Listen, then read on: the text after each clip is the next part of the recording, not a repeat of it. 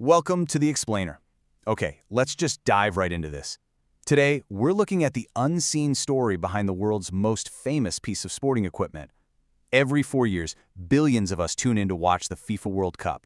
We watch the incredible players, the managers, the unbelievable goals, but how often do you actually look down at the ball itself and wonder about its story? Which brings up a really massive question. Where are World Cup footballs actually made?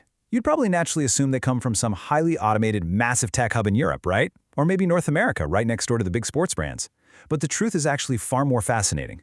It takes us completely away from the West, straight to a single, specific city in South Asia. Part 1. The Sialkot Secret, the football capital of the world. Sialkot is a city in Pakistan, and it holds this remarkable decades-long legacy of producing world-class footballs. 100. That's the number of countries, globally, that Sialkot exports its footballs to.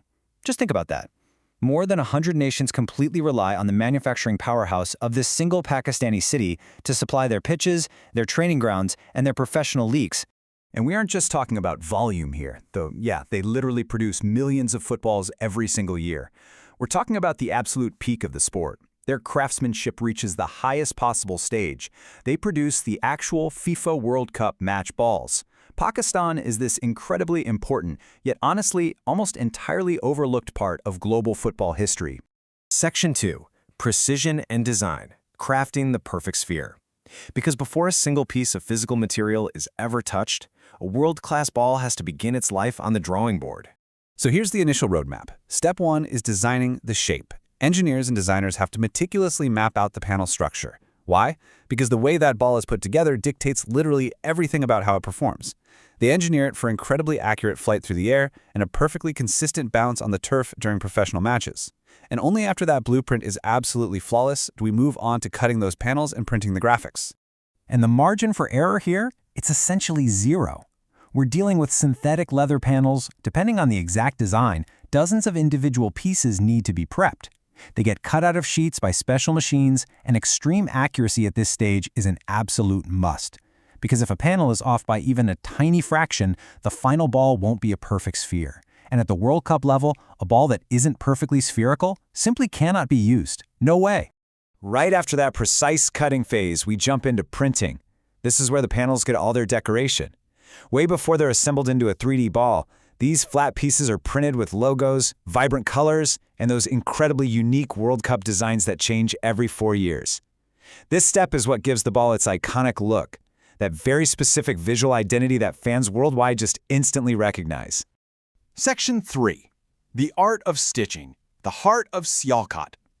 I want to slow down for just a second here because this step is all about raw human talent. Today, there are basically 2 ways you can assemble these high-end panels. You have thermally bonded footballs, which use a super modern technique to fuse panels together with heat. But then you have expert hand stitching. Highly skilled workers physically sew the panels together. And while thermal bonding definitely exists in the industry, Sialkot is uniquely and globally famous for its expert hand stitching. The human touch here is honestly legendary. Just consider this for a moment. A single ball can take several hours to complete. Let that sink in.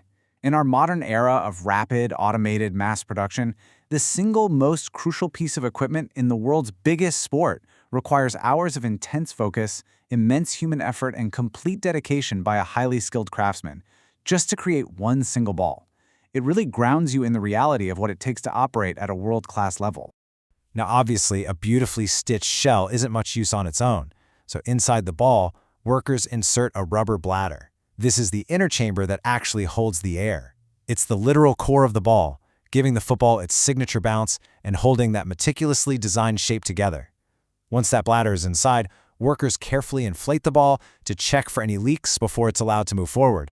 Section 4. The Ultimate Quality Test. Earning the world stage.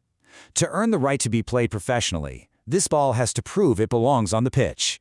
Every single professional ball faces 6 brutally strict quality tests before reaching the players. First up, weight and size. They have to fall within exact international parameters. Roundness, like we talked about, it has to be a perfect sphere. Water absorption, because it can't get heavy and waterlogged if it rains during a match. Air retention, it can't slowly go flat. And durability, it literally has to withstand 90 minutes of being forcefully kicked by the strongest athletes on the planet. Only the balls that meet all of these strict standards actually pass the inspection.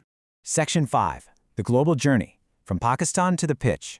The approved footballs are carefully packaged up and leave the factory floors of Sialkot, starting a massive logistical journey out to the rest of the planet.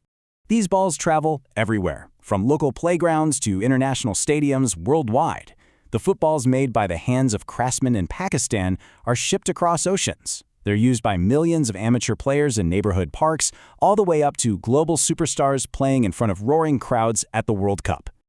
So I want to leave you with a thought today. The next time you watch a football match and you see a massive World Cup goal absolutely smash into the back of the net, who are you going to think of? Are you just going to think of the famous striker who kicked it? Or will you now also think of the Sialkot craftsmen who spent hours perfectly hand-stitching that ball together?